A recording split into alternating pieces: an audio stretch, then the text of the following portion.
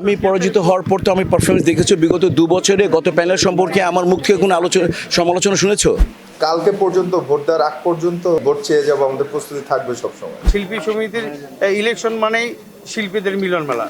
দীপজল সাহেব হলো দানবীর। যে আমরা অপমানিত হয়েছি যে হিসেবে আপনারা যখন ছিলেন এরকম ছিল না, এই আপনি তো ঠিকই আপনি পরাজয়ের পরে আপনি ইলিয়াস কাঞ্চনকে মালা পরিয়ে দিয়ে এসছেন, আপনি অমুক অমুক আপনাকে মানুষ নায়ক বলতেছে।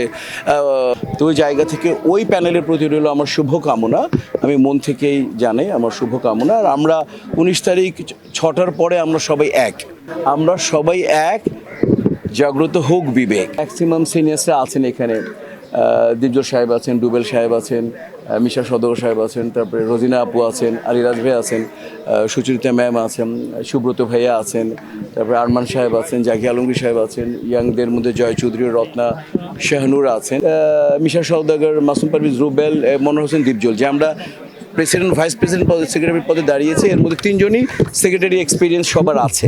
1 মাস ব্যাপী আমরা ইফতার করিয়েছি পুরো রোজা। এটা আসলে লড়াইটা আমি না বলি, এটা জাস্ট উনি আমার অনেক সিনিয়র, আমি জাস্ট আমার এক্সপিরিয়েন্স প্রায় 30-36 বছরের টানা শুটিং করি। আমি এই 3 যুগে আমি ভাইয়ার সাথে আমার কখনো শুটিং করা হয় নাই, আমি তাকে কখনো মেকআপ রুমে দেখি নাই, বা আমি তাকে এফডিসি চত্বরে শুটিং করতে দেখি নাই আমার এই 3 যুগে। মনোহর হোসেন দীপজল সাহেব উনিও প্রার্থী, উনি 2 এবং 3 আচরণবিধি 2 এবং 3 তিনি ভঙ্গ করেছেন, ভঙ্গের অভিযোগ এনেছেন। সেই ভঙ্গের অভিযোগের যে আমাদেরকে কমপ্লেন করেছেন, আমরা সেইটা মনোহর হোসেন দীপজল সাহেবকে এটার জবাব দেওয়ার জন্য আমরা 6 ঘন্টা সময় দিয়ে আমরা অলরেডি চিঠি দিয়েছি তাকে। গত শিল্পী সমিতির যতগুলো প্যানেল ছিল সবগুলো প্যানেলের থেকে বেস্ট কাজ করার পরিকল্পনা ইশতেহার আমরা নিজেরা তৈরি করে রাখছি। দীপজল সাহেব হলো দানবীর এক, আর শিল্পী একদিনে হয় না। আর যিনি একদিনে হয় তিনি মরে গেল শিল্পী মানে চলচ্চিত্রের কাজ ছাড়া, অভিনয় ছাড়া অন্য কাজে সে যাবে না, এটা আমরা আশা করি। বা সিনিয়র যারা আছে তাদের বিরুদ্ধে আমাদের কোনো অভিযোগ নাই, যারা শিল্পী তাদের বিরুদ্ধে কোনো অভিযোগ নাই। আমি কোথায় যাচ্ছি, আমি কি করছি, আমি প্রাণ খুলে কথা বলতে পারবো না, সে জায়গাটা আমাদের খুব দুঃখজনক ব্যাপার। যে আমরা যদি প্রাণ খুলে কারণ শিল্পী যারা অনেক কৌতুক অভিনেতা আছে, অনেকে আমরা জোক বলি, অনেকে অনেক ধরনের দুষ্টামি করি, এগুলো তখন করতে পারবো না। এইসব জিনিস থেকে আমরা বিরত থাকতে হবে আমাদের। অনেক উত্তেজনাপূর্ণ, অনেক আনন্দঘন মুহূর্ত শেষ পরিস্থিতি, কারণ আগামীকাল সকালবেলা ইলেকশন, সবাই খুব আনন্দঘন মুহূর্তে আছে, তাই না? সবাই সবার সাথে দেখা সাক্ষাৎ করছে, সবাই সবার কাছে ভোট চাচ্ছে, আমরাও সবার কাছে ভোট চাচ্ছি। যে ভোট দেওয়ার সে ভোট দেবে, যে ভোট দেওয়ার না দেওয়ার সে দিবে না, এটাই স্বাভাবিক। তারপরে সব সিনিয়র শিল্পী, জুনিয়র শিল্পীদের সাথে দেখা হচ্ছে, সাক্ষাৎ হচ্ছে, স্মৃতিচারণ হচ্ছে, পুরোনো আমলের কথাবার্তা হচ্ছে, আলোচনা হচ্ছে, একটা আনন্দঘন মুহূর্তের সৃষ্টি হয়েছে। আর শিল্পী সমিতির ইলেকশন মানেই শিল্পীদের মিলন মেলা। আমি যদি ইলেক্টেড হয়েই থাকি, ইনশাল্লাহ আমার কাজ থাকবে হচ্ছে যে সাংস্কৃতিক বিষয়টা দেখাশোনা করা। আমার কথা হচ্ছে যে আমি আমার বন্ধুকে টিকে রাখার জন্য, আমার বন্ধুকে আরও আজীবন বাঁচিয়ে রাখার জন্য আমি আমার বন্ধুর জন্য একটা টুর্নামেন্ট ছাড়বো, হয়তো ব্যাডমিন্টন টুর্নামেন্ট, নাহলে ভলিবল টুর্নামেন্ট, নাহলে 6 side cricket tournament, Salman Shah স্মৃতি টুর্নামেন্ট ছাড়বো। সালমান শাহর বিষয় নিয়ে এর আগে যত কথা বলুক, অনেকেই অনেক কথা বলেছেন, সব দেখেছি, সব শুনছি, কেউ কিন্তু কিছু প্রস্তুতির তো আসলে শেষ নেই। যতটুকু পর্যন্ত আসলে সবার কাছে ভোট চাওয়া যায় আমরা চেয়ে নিচ্ছি, কিন্তু এটা আমার প্রথমবার নির্বাচনের ক্ষেত্রে, তো যার কারণে হচ্ছে কি আমার একটু কষ্টটা বেশি করতে হচ্ছে।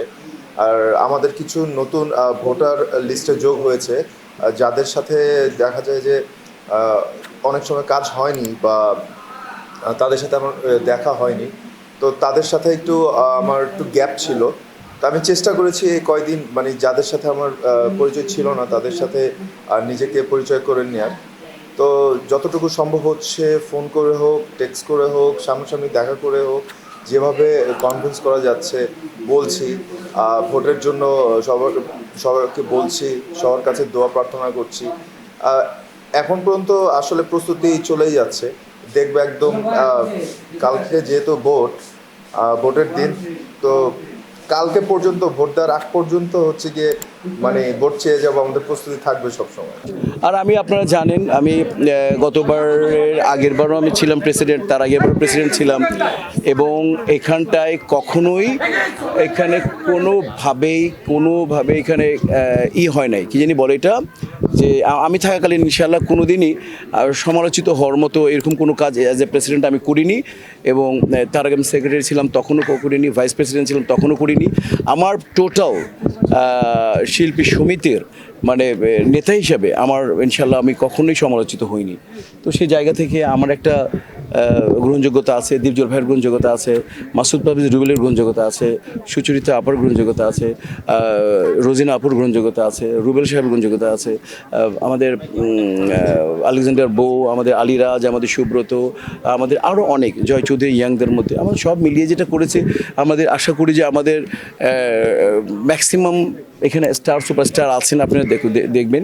তো তাদের গ্রহণযোগ্যতাই একটা জিনিসকে যাচাই বাছাই মানুষের যারা সদস্য তাদেরকে ডিসিশন নিতে খুব আমার নয় প্যানেলটার চেহারাটাই তাদের ডিসিশন নিতে খুব মানে সহায়ক হবে। আমি পরাজিত হওয়ার পর তো আমি পারফরমেন্স দেখেছো বিগত 2 বছরে গত প্যানেল সম্পর্কে আমার মুখ থেকে কোনো সমালোচনা শুনেছো? পক্ষ বলছি না, সেই জন্য মানে কাজেই আর কি তাদেরকে বীতশ্রুত করে কোনো রকম কথাও বলার আমার একেবারেই বারণ, যে কোনো অন্য প্যানেলকে নিয়ে কোনো কথা বলা যাবে না। ইভেন তো তারা বললেও আমরা ইনশাল্লাহ কেউ বলবো না।